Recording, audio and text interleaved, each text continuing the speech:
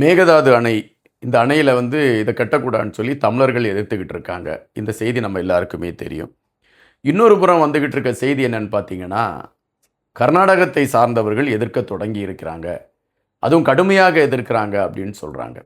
எதற்காக கர்நாடகத்தை சார்ந்தவர்கள் மேகதாது அணையை எதிர்க்க வேண்டும்? முதல்ல இந்த மேகதாது அணை என்கின்ற பெயர் எப்படி வந்திருக்கு? நிறைய காரணங்கள் சொல்றாங்க. ஒன்று மேகத்தட்டு, ஆடு தாண்டக்கூடிய இடம் அப்படின்னு சொல்றாங்க.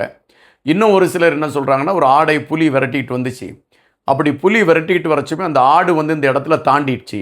அதனால் இதை ஆடு தாண்டி, அதாவது மேகதாட்டு என்று குறிப்பிடுகிறார்கள் என்று சொல்கிறாங்க. நம்ம தமிழில் மேகதாது என்று குறிப்பிடுகிறோம். இந்த மேகதாது கட்டக்கூடாதுன்னு சொல்லி எதற்காக எதிர்ப்புகள் கர்நாடகத்தில் எழும்புகிறது.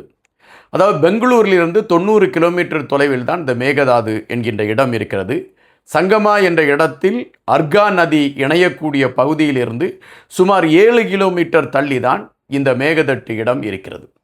இங்கே அணை கட்ட வேண்டும் என்கின்ற நிலைப்பாட்டை 1990ஆம் ஆண்டு மின் நிலையம் அமைப்பதற்காக நாங்கள் முயற்சி எடுக்கிறோம் என்று கர்நாடகா இங்கு முயற்சி எடுக்கிறது.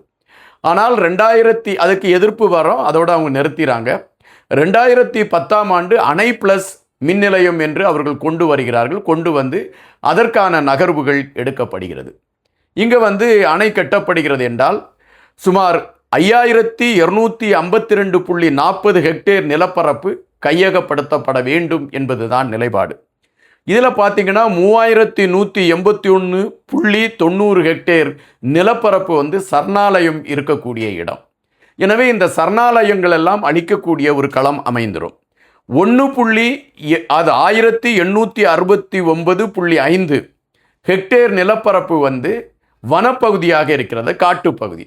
இவைகளெல்லாம் அழிக்கப்பட்டால் இயற்கை நீர் ஒட்டுமொத்தமாக வற்றி போவதற்கான ஒரு சூழல் ஏற்பட்டுவிடும்.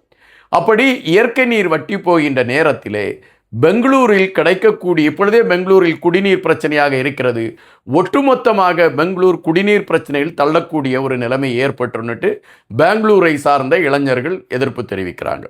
இந்த பகுதியில் வாழ்ந்து கொண்டிருக்கக்கூடிய மக்களும் எதிர்ப்பு தெரிவிக்கிறாங்க. சுகாதாரம், அதாவது சுற்றுச்சூழலை மையப்படுத்தியவர்களும் எதிர்ப்பு தெரிவிச்சிருக்காங்க. இப்போ கர்நாடகா தன் மாநிலத்திற்குள் எழும்பி இருக்கக்கூடிய எதிர்ப்பை எப்படி சரி செய்வது என்று யோசித்து கொண்டிருக்கிறது என்பதுதான் நிஜம். நன்றி.